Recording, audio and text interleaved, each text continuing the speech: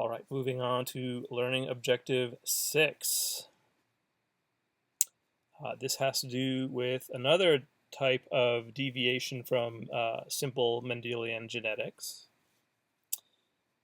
If a child has type O blood and her mother has type O blood, what could be the dad's blood type?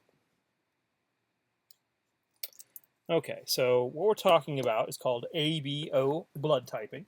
This is very important in medicine. Hopefully you will never need a transfusion, but if you do need a transfusion of blood, it's very important that you are given the right type of blood. So for ABO blood typing, there are 4 possible phenotypes for your blood type: A, B, AB, and O. But then there's typically we talk about like AB positive, O negative, and so on and so forth. So what we're talking about is 2 different characters, 2 different genes that are responsible for how blood acts. Turns out that positive and negative assignment is due to a different gene. That's called your RH factor. And that's just like a simple Mendelian positive or negative. So RH positive is dominant to RH negative. So if one of your parents gives you a positive allele and the other gives you a negative allele, you're going to have RH positive blood. But for the ABO blood typing, it's a little bit more complicated. So we have 2 different genetic phenomena occurring here. They are multiple alleles and co-dominance. Both of these things are happening. So one beef I have with the way that biology is taught, I will tell you, is that this is a case that's used in pretty much every textbook that I've ever looked into. And they're basically trying to tell you about 2 different phenomena using one example. And it's a good example because it's practical. You may need this information someday. But as far as understanding the genetic bases behind ABO blood typing, I don't want you to get confused with these 2 different phenomena. So I'll try to explain them clearly in spite of this, the fact that we've got 2 different drivers of the phenotypes that we observe.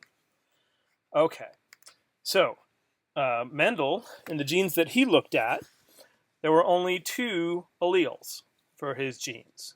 So you had like a big Y or a little y, or you had a big R or a little r, big P or a little p. And that was it. However, for a lot of genes, there's no rule that says you can only have 2 different kinds of a gene. You can have more than 2 kinds. Most genes have more than 2 alleles in the population. So for our ABO blood grouping, it turns out there are 3 different alleles for this particular enzyme, which is encoded by a gene I, that will either attach one type of carbohydrate or another type of carbohydrate or no type of carbohydrate to the red blood cells. So there's the A carbohydrate and the B carbohydrate, and then type O means there's 0 carbohydrate, no carbohydrate. So the enzyme encoded by IA, that's at the superscript, I superscript A adds that A carbohydrate. The IB allele adds the B carbohydrate, and the enzyme little I adds neither. So we've got 3 different alleles instead of 2, and it makes things a little bit more complicated. Gives us more phenotypes, more potential genotypes, as we will see. At the same time, 2 of these alleles are what we call co-dominant. They are not simply dominant or recessive, but if you have 2 different alleles, they can be expressed at the same time. And alleles that are like this are called co-dominant. So if you have 2 different alleles from your different parents, in this case, both of them are going to be expressed. So IA and IB are co-dominant alleles. neither one is going to mask the other, and both can be expressed at the same time. However, both of them are dominant to little I. So little I is recessive, but IA and IB are codominant. You kind of tell because of the capitals and the lowercase. Okay, so the three different alleles for the ABO blood groups what we're talking about is the attachment of these carbohydrates. So the A represented as a triangle, or the B carbohydrate represented by circles, or no carbohydrate, which is which is the lowercase I. Okay, so what this means is we have four different phenotypes or appearances of blood group. You can be type A, type B, type AB, which is both A and B, or type O, which is none of the above, basically. Now, to further complicate it, we can have 1, 2, 3, 4, 5, 6 different genotypes. So if you have type A blood, your genotype, the genetic basis for that blood type, can be either both parents give you an IA gene, or one parent gave you an IA gene and the other gave you the type O allele. Same thing is true with type B blood. You either got that type B blood from both of your parents, or from one of your parents and the other parent contributed the O type allele. For these last two, if you know that your blood type is AB or your blood type is O, mine is O, then you have, you know what the genotype is. Type AB means one parent gave you the A allele and the other parent gave you the B allele, and both are going to be expressed at the same time. You're going to have type AB blood. This is I believe it's the rarest type of blood is type AB blood. Type O means you've got both of your parents giving you the O allele, the little I allele, and you have none of these carbohydrates on your blood, red blood cells. So a rule of thumb is that O is the universal donor. So you can give somebody who has any of these other blood types type O blood, and their body will not reject it because they're not gonna. But if you give somebody who has A blood, B or AB blood, then their body will reject it because they reject those B carbohydrates. If you give someone with B blood, A or AB blood, they're going to reject it because their bodies won't tolerate the A carbohydrates. And if you give somebody with type AB blood, you can give them any of these blood types and their bodies will recognize that. But again, it is the most rare form of blood, is type AB. Okay, so back to the original question. If a child has type O blood and her mother has type O blood, what could dad's blood type be? All right, so we draw a Punnett square again, and we can depict mom's gametes. We know that she's type O, so she's got little I, but we don't know what dad's gametes are. The question is, what could they be? So in order for the child to have type O blood, at least one of these has to be little I. So dad cannot be AB. In order to have type O blood, the child has to have genotype little I. Okay, mom can only contribute little I. So dad has to contribute little I also, but what is the other allele that dad has? Well, as it turns out, it could be IA, IB, or that should be a little I. Therefore, dad could have any blood type except type AB.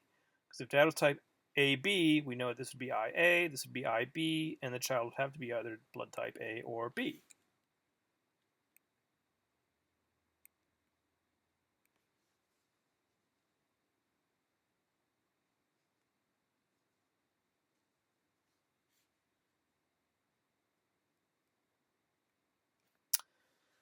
Learning objective 7.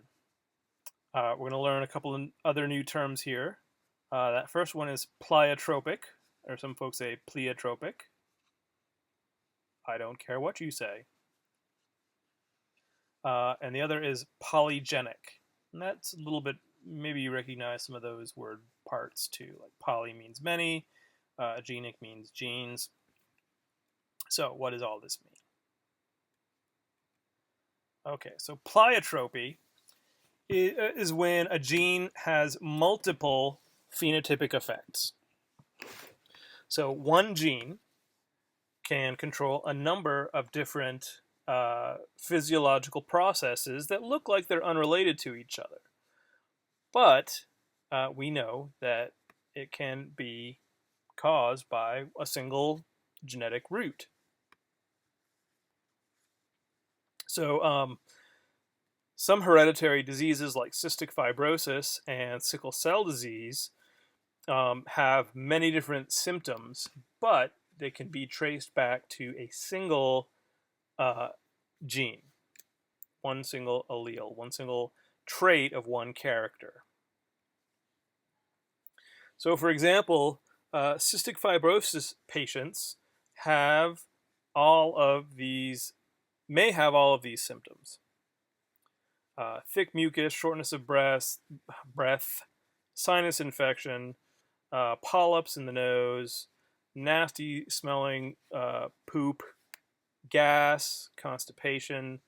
So a lot of different symptoms. But as it turns out, all of these symptoms can be traced to one genetic defect, which has to do with how ions are passed between different cells. As it turns out, all of these symptoms are traceable to that one defective enzyme. So many different symptoms that make up the disease that we know as cystic fibrosis, but just one genetic basis for that. So because there's only a single allele that causes all of those phenotypic effects that are so different, we call that pleiotropy.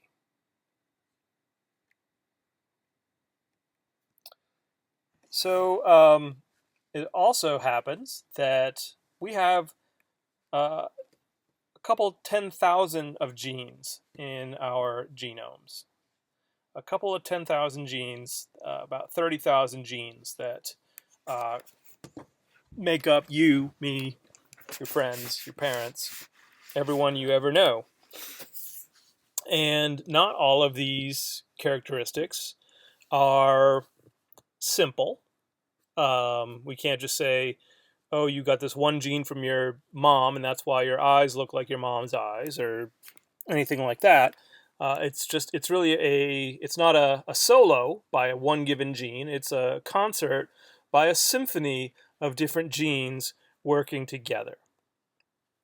So sometimes we can see simple yes or no type characteristics, but often there are a number of characteristics that are quantitative.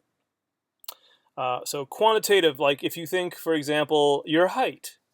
Well, your height is determined by a number of things, but the mature height that you are has a genetic basis as well. And that genetic basis has to do with not just one gene, but several genes. So quantitative variation usually means that there are several different genes.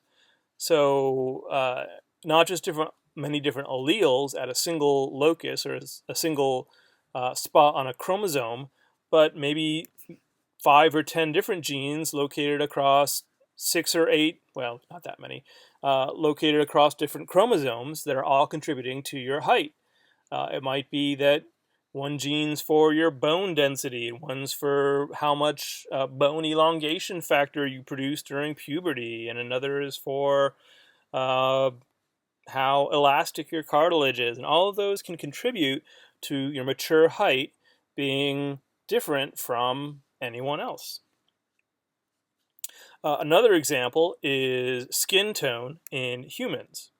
So we know that in humans there is a wide array of skin tone, from very, very pale to very, very dark brown skin pigmentation. We know of at least 3 different loci, which are here represented as A, B, and C. So different genes, different chromosomes, different alleles for those that make up different types of skin tone. So this is a very, very complex Punnett square, but hopefully one thing you can take away from it is that it looks like there's a continuum from very, very pale skin all the way to having very, very darkly pigmented skin. It's not that you're simply one skin tone. Not that there's just 1 or 2 different ways that skin can be pigmented. It turns out that there's a lot of different combinations of these different genes that contribute to people's skin tone. So that's what we mean by polygenic inheritance.